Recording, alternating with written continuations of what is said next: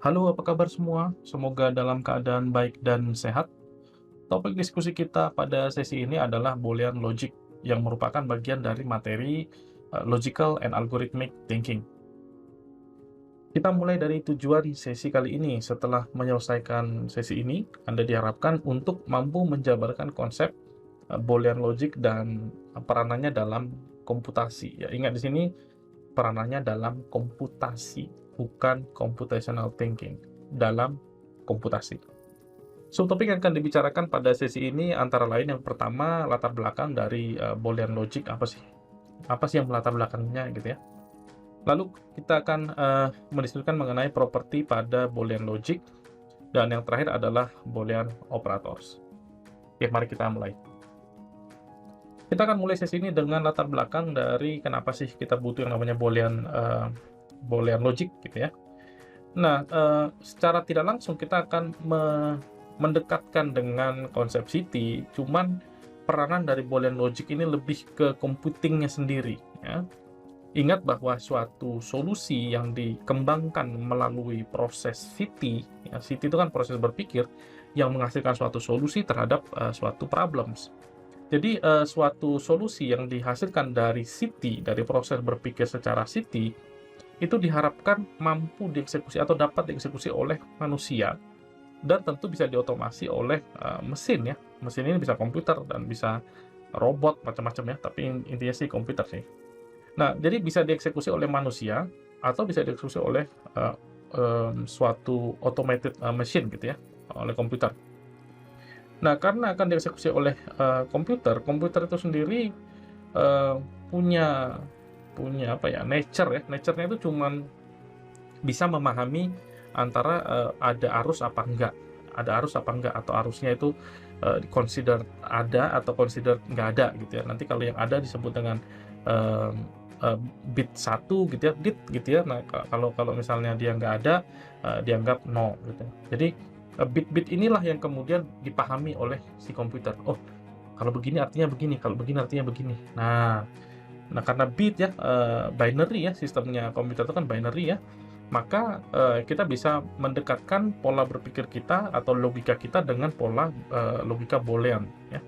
Jadi, pola logika Boolean ini cuman punya 2 nilai ya, nilai true atau, nilai false yang kalau di komputer itu disebut dengan on, off, atau, 1 atau 0 ya, direpresentasikan dengan 1 atau, nilai nilai 0. Nah, ingat bahwa tadi kita sudah membicarakan tentang, sesuatu yang deduktif dan sesuatu yang induktif ya, di materi submateri sebelumnya. Ada induktif dan ada deduktif ya, sebaliknya ya. Ada deduktif dan ada induktif ya.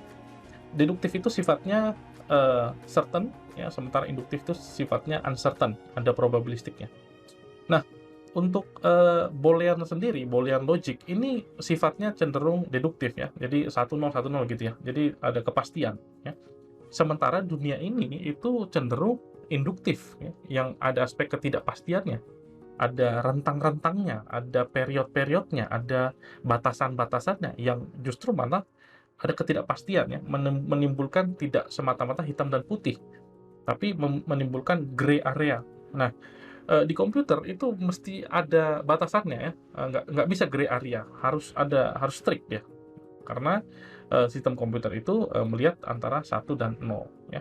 Jadi, fundamentally komputer itu melihat sesuatu itu secara deduktif, meskipun nanti semakin kompleks semakin kompleks, dia akan menjadi induktif ya, bisa jadi induktif jadi atasnya. Oke, jadi, ini adalah persoalan, kuantifikasi. Jadi, ketika ada suatu premis itu harus bisa dikuantifikasi. Ini apa nih? True atau false? 1 atau 0? On atau off? Karena komputer ngertinya itu, ngertinya, nilai yang binary, yang kalau nggak 1 ya 0, gitu ya. Maka pendekatan yang kita lakukan atau kita gunakan juga, mendekati pendekatan, atau apa yang bisa dipahami oleh komputer. Karena kita berharap nanti suatu saat solusi kita ini diotomasi oleh komputer, kira-kira seperti itu. Nah, coba kita akan, lihat Boolean logic ya. Jadi, ingat bahwa, suatu suatu komputer itu hanya bisa memahami eee, antara 1 dan 0 ya, pilihannya cuma tuh 1 0 gitu ya. Kemudian nanti ada sequence-nya, kalau ada sequence-nya nanti maknanya akan menjadi berbeda. Nah, kira-kira seperti itu. Nah, kita lanjutkan ya, untuk, boolean logic ya, boolean logical thinking lebih tepatnya gitu ya. Boolean logical thinking itu disebut juga dengan, proposition. Ingat di sini proposition bukan preposition ya, proposition. Kalau preposition itu, apa, kata depan gitu ya. Jadi ini proposition ya. Jadi proposition itu punya suatu nilai ya, ingat bahwa komputer itu deduktif ya, deduktif dia, fundamentally, true atau false. Jadi, boolean, logical statement atau disebut dengan proposition itu juga punya nilai yang sifatnya deduktif. Kalau nggak true, false, kalau nggak false, true, kalau nggak true, false, kalau nggak false, true ya, true false ya. Nah, boolean, proposition itu punya properti ya, eee suatu suatu statement itu hanya boleh true atau hanya boleh false. Tidak keduanya pada suatu waktu yang sama ya. Jadi dia, cuman punya atau dapat dimaknai sebagai true atau dimaknai sebagai false dalam satu waktu. Yang kedua adalah tidak ambigu. Ya, kalau iya, ya, kalau tidak, tidak. Misalnya contoh, mmm si Ucok itu cakep, ya maksudnya cakep ini ganteng gitu ya. Si Ucok itu ganteng. Nah, itu kan sangat subjektif ya, itu ambigu. Jadi Anda harus bisa mengkuantifikasi, apa sih yang Anda sebut dengan ganteng. Misalnya, tingginya minimal 160, minimal, ada rentangnya. Kemudian hidungnya mancung, ya. Mancung ini, Anda bisa kuantifikasi dengan panjangnya itu minimal 7 senti. Nah, itu contoh kuantifikasinya. Jadi yang tadinya gray area, yang tadinya ada aspek uncertainty, kemudian Anda definisikan ke sesuatu yang sifatnya certain, ya, yang sifatnya clear ya, clear cut, black or white gitu ya. Meskipun nanti ketika ketika dipadu-padankan itu menjadi uncertain, ya, menjadi induktif ya, kayak tadi ya, Ucok itu ganteng gitu ya. Tapi kan kita nggak bisa mengkuantifikasi ganteng itu seperti apa. Nah, kemudian kita bikin suatu suatu premis-premis yang kemudian bisa dikuantifikasi ya. Misalnya tadi ya, tingginya 160 minimal, lebih dari situ mantap ya. Hidungnya lebih dari 7 senti. Kalau kurang dari itu berarti tidak ganteng dan seterusnya ya. Nah, itu contoh bagaimana sesuatu yang di kasus nyata itu sifatnya induktif, Anda decompose dia menjadi sesuatu yang menjadi partikel-partikel yang sifatnya deduktif. Nah, itu. Nah, kemudian Anda bisa memiliki multiple proposition yang digabungkan untuk meng-create suatu proposition yang lebih kompleks. Nah, barusan tadi saya sudah ceritain. Kalau kita mau bilang seseorang itu ganteng atau enggak, itu kan kita pakai kriteria. Nah, kriteria itulah sebenarnya adalah proposition kecil yang kemudian kalau digabung kita bisa menjustifikasi seseorang itu ganteng apa enggak gitu ya. Nah, itu contohnya. Nah, kita akan lihat contoh lain di sini. Ya. Misalnya Anda punya sebuah jadwal kuliah misalnya. Anda akan kuliah matematika hari ini ya, misalnya jam 8 pagi misalnya ya, contoh saja jam 8 pagi. Maka Anda hanya dapat mengikuti kuliah itu jika ya, Anda hanya dapat mengikuti kuliah itu jika satu, Anda siap di depan komputer Anda atau laptop Anda atau whatever sebelum jam 8. Kalau sudah lewat jam 8 atau ya lewat jam 8 artinya Anda apa? Telat namanya, ya kan? Yang kedua, syarat yang kedua adalah Anda membawa buku matematika bersama Anda di jam tadi. Ya. Kalau Anda membawa buku yang lain, sekalipun Anda di depan komputer atau laptop jam 7, ya Anda nggak siap untuk kuliah matematika. Jadi ini adalah contoh dua premis yang bisa Anda bundle menjadi satu untuk bertanya nanti apakah seseorang itu mengikuti mata kuliah matematika atau tidak di jam 8 tadi. Gitu ya, itu Anda bisa bundle. Oke. Nah, tadi di awal kita lihat ya, tadi ada 3 ya. Yang pertama adalah hanya ada satu atau suatu premis itu hanya bisa memiliki suatu nilai true atau false pada suatu waktu. Jadi dia tidak boleh nilainya true dan false di waktu yang bersamaan. Ya, dia nggak boleh. Ya. Misalnya tadi syaratnya ada dua, sudah ready sebelum jam 8. Yang kedua adalah bawa buku matematika, itu syaratnya. Maka ketika Anda datang ke depan laptop Anda jam 8:10, maka itu premisnya akan false. Ya. Jadi Anda sudah memviolate syarat yang pertama, atau Anda sudah melanggar ya syarat yang pertama, dan nilainya pasti false. Tidak mungkin misalnya di situ, iya sih saya terlambat, tapi kan boleh aja saya terlambat 10 menit. Nah, itu namanya nawar ya, itu nggak boleh ya. Jadi harus exact dia. Jam 8 kan nih, kamu lewat apa kurang? Lewat Pak, ya kamu telat, selesai ya. Jadi tidak ada kayaknya kamu agak-agak telat deh, kayaknya kamu gitu. Nggak seperti itu, dia exact ya. Ada dulu jokes seperti ini. Ada seseorang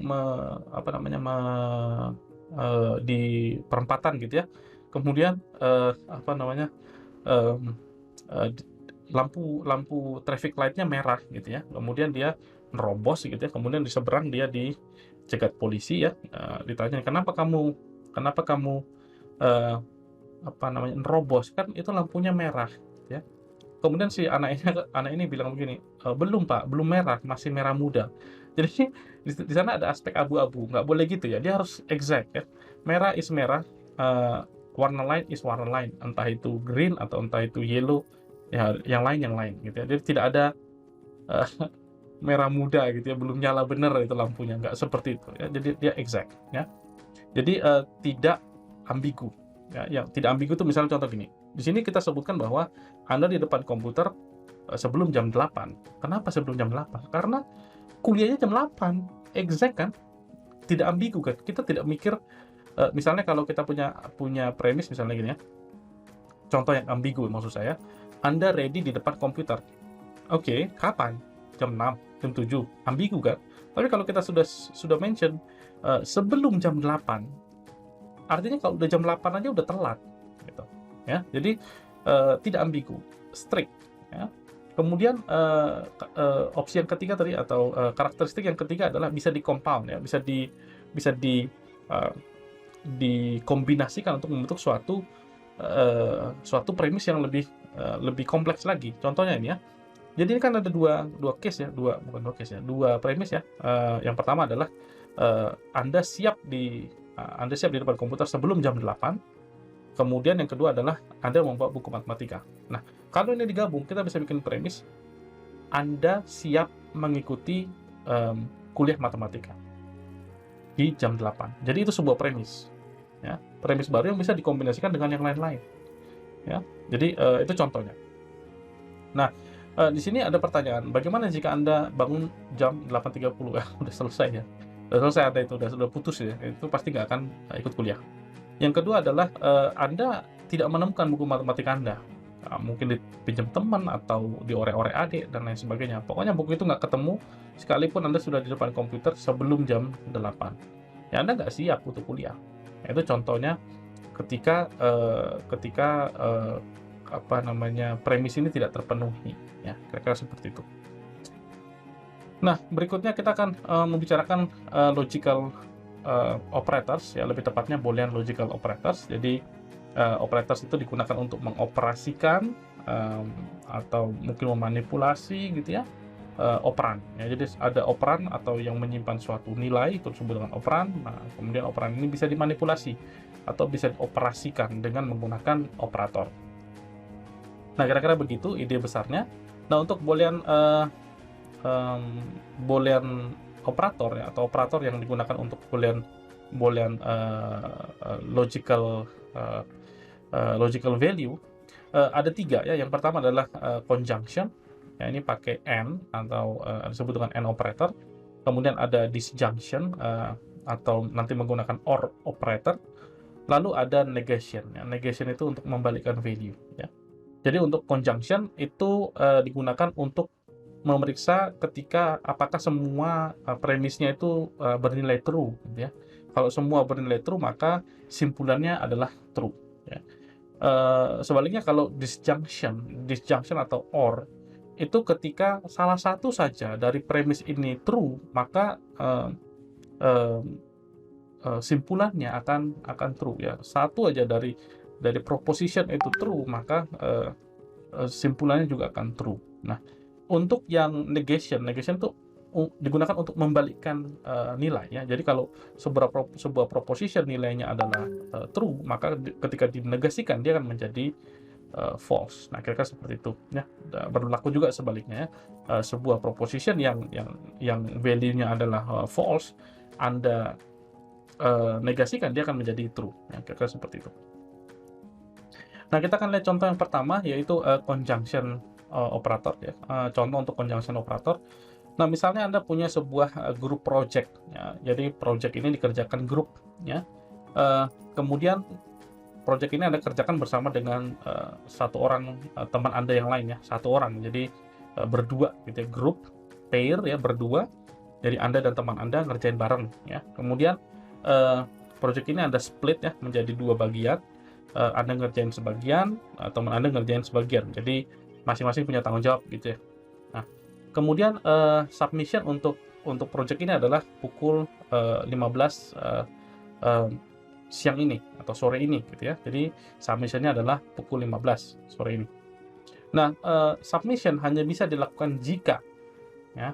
Submission hanya bisa dilakukan jika yang pertama, bagian Anda selesai, yang kedua, bagian teman Anda selesai, dan yang ketiga, belum deadline ya, belum jam 15 ya. Kalau sudah jam 15 itu pas-pasan, itu Anda masih akan survive, tapi probability-nya akan sangat kecil ya, karena mungkin Anda submit pakai internet yang kemungkinan ketika Anda klik di sini sampai di sana ternyata waktunya udah habis ya. Jadi ada tiga syarat ya. Yang pertama, pekerjaan Anda selesai, pekerjaan teman Anda selesai, dan ini belum deadline ya. Deadline-nya tanggal jam 15 tadi. Satu aja nggak masuk, satu aja fail, udah fail, selesai Anda gitu ya. Misalnya contoh, kerjaan Anda selesai, kerjaan teman Anda enggak, udah nggak bisa submit. Atau kerjaan Anda selesai, kerjaan teman Anda selesai, tapi selesainya jam 6 sore ya, putus kan, nggak bisa submit ya. Jadi perhatikan bahwa ketika Anda mensubmit di konteks ini, itu harus sebelum deadline dan pekerjaannya selesai ya. Project Anda, bagian Anda, dan bagian teman Anda itu bisa di-combine ya menjadi satu solusi atau satu submission ya, baru Anda kirimkan tepat pada waktunya. Jika tidak, satu aja fail atau satu saja dari proposition ini fail atau false, maka selesai ya. Ini adalah kasus di mana Anda bisa menggunakan AND operator atau menggunakan conjunction operator. Nah, kita lihat yang berikutnya. Berikutnya ini adalah contoh untuk yang disjunction atau menggunakan operator OR ya. Jadi salah satu saja terpenuhi, that's fine, that's okay ya. Itu bisa dilakukan gitu ya. Nah, misalnya di sini ada sebuah kasus ya. Anda punya sesuatu yang suatu isu yang very important ya. Anda ingin diskusikan dengan teman Anda yang tinggal kurang lebih 2 km dari rumah Anda ya, atau di mana Anda berada sekarang.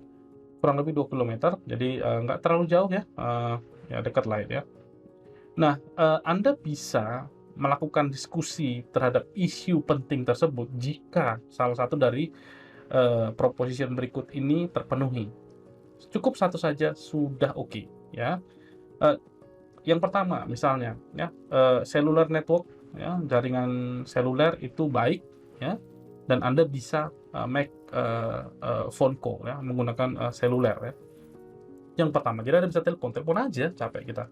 Yang kedua adalah Anda bisa menggunakan apakah jalur internet atau koneksi internet baik, sehingga Anda bisa bikin internet call atau nge-send message ya, atau chat ya, ke teman Anda, itu juga bisa. Nah, yang ketiga adalah kalau situasi atau cuacanya baik, Anda bisa jalan aja ke sana gitu, atau naik sepeda ke sana. Yaitu opsi yang ketiga, alternatif yang ketiga. Jadi salah satu dari ketiga ini saja bisa terpenuhi, that's fine ya. Anda sudah bisa berdiskusi dengan teman Anda tadi. Tapi kalau tiga-tiga dari solusi ini semuanya dead end atau tidak bisa dipenuhi, ya Anda nggak akan bisa kontak dengan teman Anda tidak bisa discuss tentang isu important issue tersebut ya. Jadi sini contohnya menggunakan OR operator. Jadi pakai telepon pakai HP ya, nelpon pakai seluler, atau nelpon pakai internet, atau ya udah kita jalan aja ke sana. Nah, kalau tiga-tiganya nggak bisa, ya nggak bisa, putus ya. Anda nggak bisa berinteraksi dengan teman Anda. Nah, itu untuk kasus yang disjunction ya. Nah, kemudian yang terakhir adalah negation atau yang membalikkan nilai, kira-kira seperti itu ya. Nah, ini sebuah case ya. Case-nya adalah Anda sedang ada panggilan alam gitu ya. Wah, mules banget gitu ya. Anda butuh pergi ke suatu restroom atau ke toilet gitu ya, restroom atau ke toilet yang public ya, public toilet ya. Jadi misalnya Anda di tempat umum, misalnya di mall atau di kampus gitu ya, yang ya tempat umum lah. Nah, kemudian Anda lagi ada panggilan alam gitu ya, Anda harus ke toilet immediately. Nah, Anda hanya bisa menggunakan toilet tersebut ya, misalnya Anda nemu sebuah toilet, ini toilet nih gitu ya. Nah, Anda hanya bisa menggunakan toilet tersebut jika tidak ada orang yang menggunakan. Tidak ada. Kalau ada orang yang menggunakan toilet tersebut, ya Anda nggak bisa pakai. Karena toilet itu kan cuman misalnya ya cuma bisa dipakai satu orang dalam satu waktu gitu ya. Nggak mungkin misalnya, oh belakang-belakangan kita nggak bisa seperti itu. Jadi toilet itu hanya boleh dipakai untuk satu orang. Maka Anda hanya bisa pakai ketika toilet tersebut tidak dipakai, sedang tidak occupied.